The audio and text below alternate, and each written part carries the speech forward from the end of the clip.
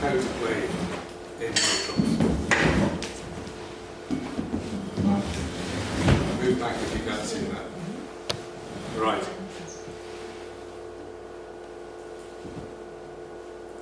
Now you're all very good at this.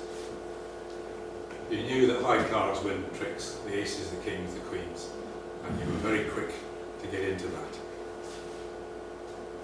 What perhaps you weren't too aware of was that long suits also win tricks.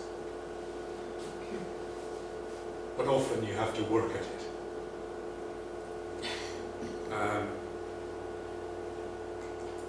The last time I gave this lesson was 3 years ago, just before COVID.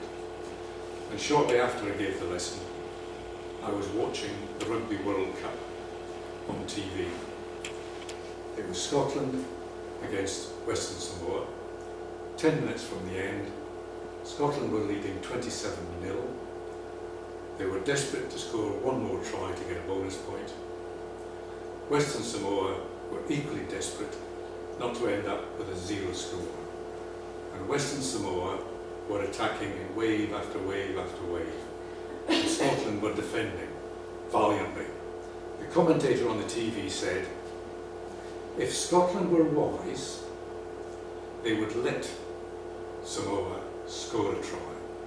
Then they can get up the field, get the ball into the Samoan half and start doing what they need to do, get their bonus point, score the last try. But, he said, they don't think that way. They're too competitive. They would never dream of deliberately losing a score. The way to play bridge is to lose tricks when you want to lose them so that you have control. And that's really what I'm going to look at now.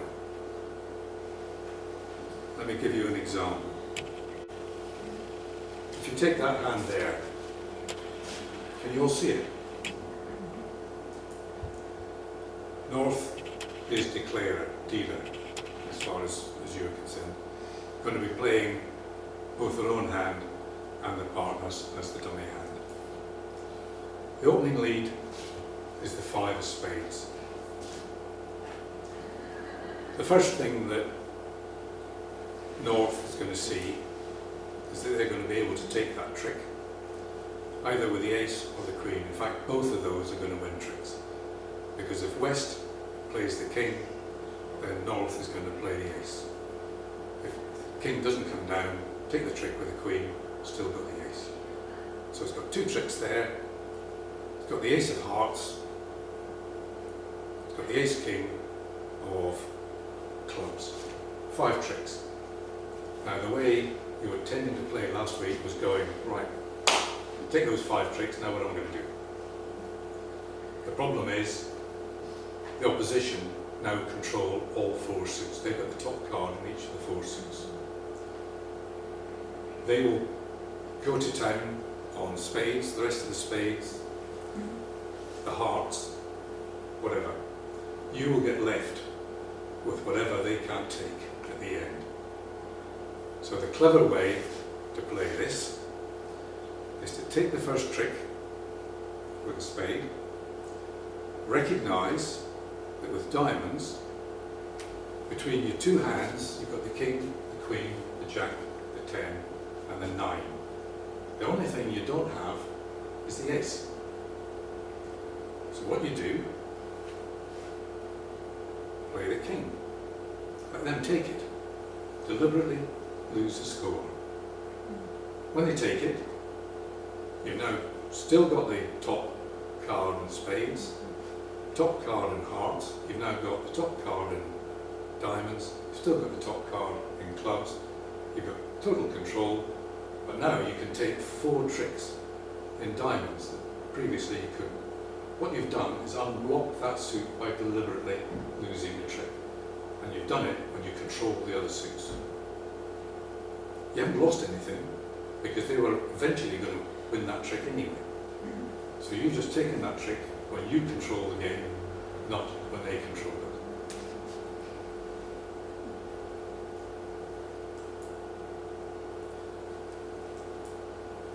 So what we say is that diamonds is your work suit. You're going to go to work on that suit. You win the first trick, then you lose, or try to lose the next trick to the ace of diamonds. If they don't play ball and duck, alright, then you play the jack. If they still duck it, you come back and play the queen. Eventually they're going to take it, and you're going to make 4 tricks in that suit.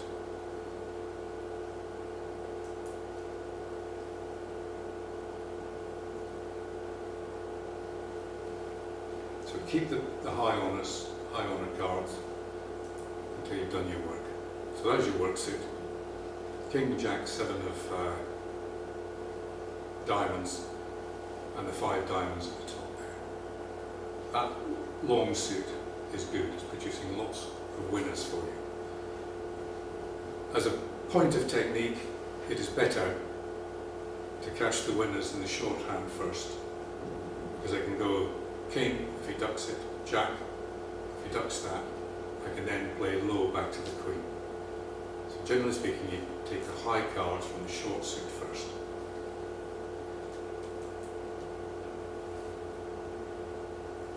But you only have to lose the lead once. And what you've done is establish that suit by forcing out the ace and giving yourself extra winners.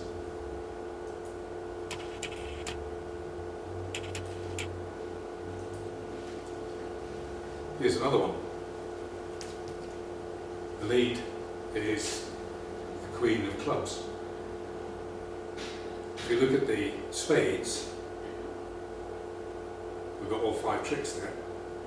No problem at all.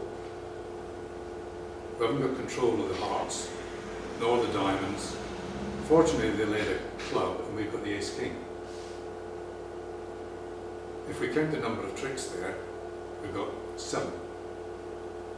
If we need 9, we should be able to recognise that there are 2 more tricks in, I'm losing control of this here, in hearts. Knock out the ace of hearts and you will win 2 more tricks, giving you a total of 9. But you've got to do that first while you still control most of the other suits. And it's best to play the queen first, short, and then come back to the jack and the king. So the work suit there is hearts, not because it's long, but because it contains high cards, but you need to knock out the ace. Gives you 2 extra suits. This one here, the West leads a heart. You've got the ace-king of hearts. Sorry, yes, you've got the ace-king of hearts. You've only got the ace of spades as a stopper, and you've only got an ace in clubs. So if you count the tricks, you can win very quickly.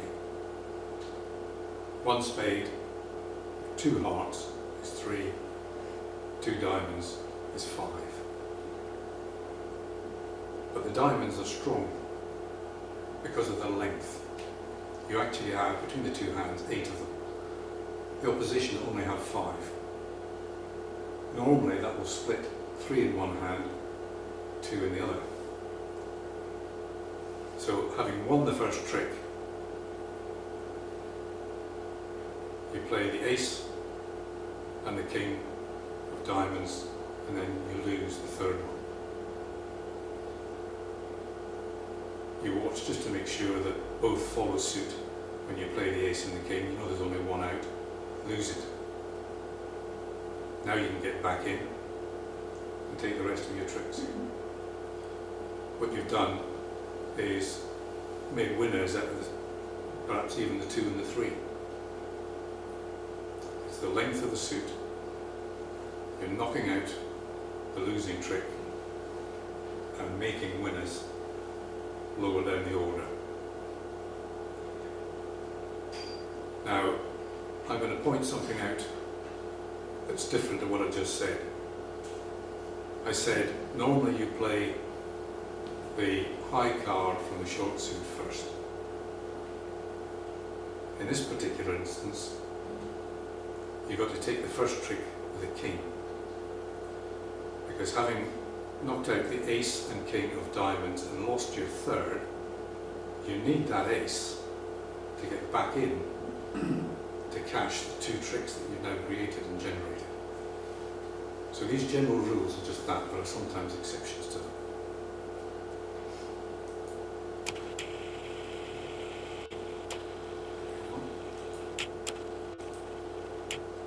So your work suit in this case is diamonds.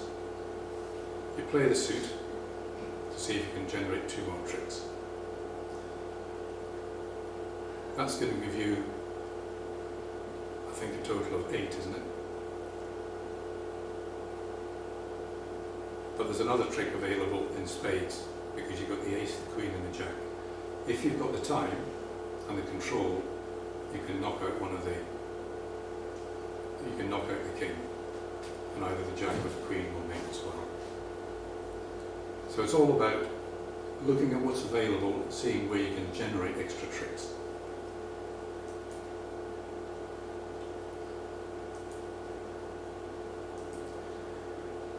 So, as declarer, you must make a plan before playing a single trick. If you go back to that one where I said, we're breaking the general rule, I'm going to take it with a king, not with the ace, I need the ace to get back in. I needed to know that before I played my first card, otherwise I would have made a mistake. Had I just taken the ace, I'm not going to get back into the suit to generate those extra tricks. So what you do is have a look at dummy, have a look at your own hand, make a plan before you commit to any card at all. The first thing you do is count your top tricks from both hands. Those are the ones that you can win without giving up the lead. You can just rattle down them. So how many top tricks do we have here? If we look at spades, we've got none. Top tricks always start with the ace. You don't have the ace, so you're not going to get any top tricks there. Likewise, you don't have the ace of hearts. But you've got the ace, king, queen and jack of diamonds. The trouble is you've only got 2 in each. When you play the ace, you're going to lose the jack. When you play the king, you're going to lose the queen. You can only take 2 tricks for that. So although you've got the ace, king, queen and jack, you only have 2 tricks in diamonds. Slightly different in clubs. You've got the ace, king, queen and jack, but you've got 4 in each. So you can take all 4.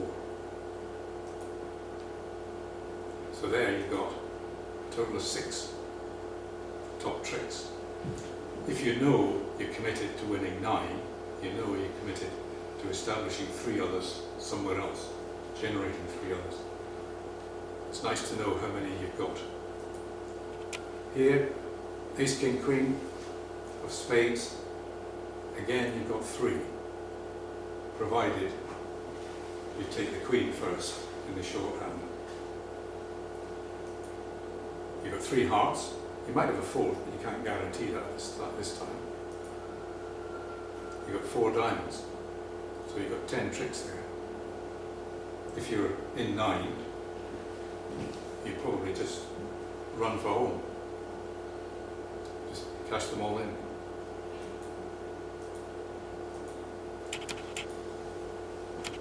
So how you play as declarer, think about the opening lead from your opposition. I'll come on to that in a second. Make a plan before playing a card. You need to know what you're going to be doing before you commit yourself. Count your top tricks. Identify a work suit or a couple of work suits. Might be necessary, but one will be the most obvious one. Do the work to establish extra tricks while you still have control of the other suits. So you hold on to your high cards to control the other suits. When you lose a trick, you want to be able to get back in by winning a trick. Establish a long suit, even if it means losing tricks. So the way to playing good bridge is to lose tricks when you want to lose them. Play high cards from the shorthand first, but do remember you might need some of those cards to get back into a suit, so you've got to be careful about that, careful of your interest. Always do the work before you cash the stoppers, and try and keep control of the other suits. You want to control the play. That's what you do when you are declarer and you're playing your own hand and dummy's hand. Half the time you're going to be defending. So really you want some sort of strategy for defending as well.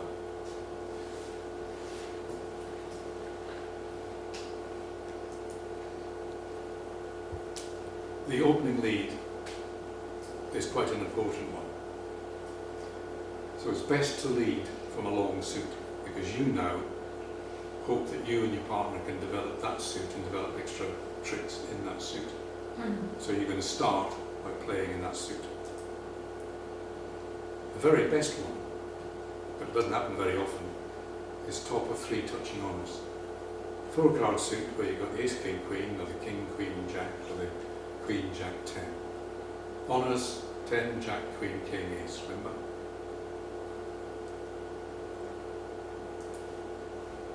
The next best is top of a broken sequence of 3 touching honours. Can't see how it's 3 touching honours, but never mind. Ace, king, space, jack. King, queen, missing the jack, and you've got the 10. You play the top one. You're actually signalling to your partner saying, this is a good suit, keep leading this back to me. We want to concentrate on this suit to try and take down the opposition.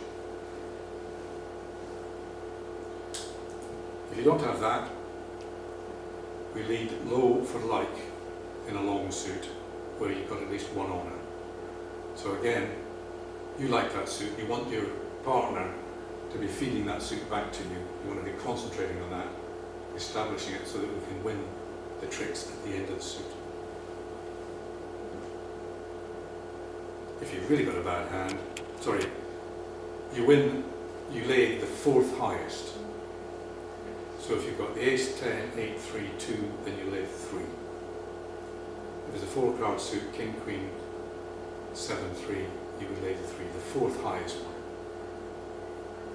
Let your partner win the trick, and let your partner, hopefully, and feed it back to you. It means that you've got high cards later on to win the trick and develop the lower cards later on, take advantage of the length. So that sort of lead promises at least 1 honour. If you've got a horrible hand, you tell your partner you've got a horrible hand by playing high for hate. So a high card that isn't an honour, like here, the 9, or the 8. You're passing information to your partner. Your partner, in that case, is not going to lead that suit back to you. Going to jump to another suit, perhaps their strong suit, or whatever. Now, if you're a declarer, you should be looking at the first trick laid, the leading card, because you can work out where some of the other cards are and where the strengths are and what suits the opposition are strong in. So while your partner is putting down the dummy hand, you can be looking at the lead card and try to work out what it means.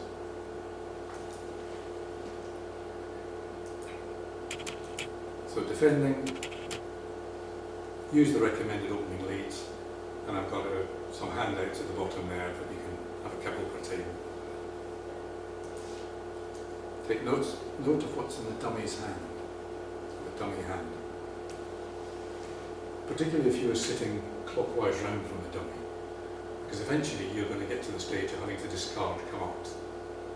And if you see 3 or 4 cards in dummy in a particular suit, and you've got 4 cards in that suit, you can work out that eventually the declarer might be trying to use those cards, and you can stop them. You don't want to discard from that. So have a look at what's in dummy and decide what information you can glean from that.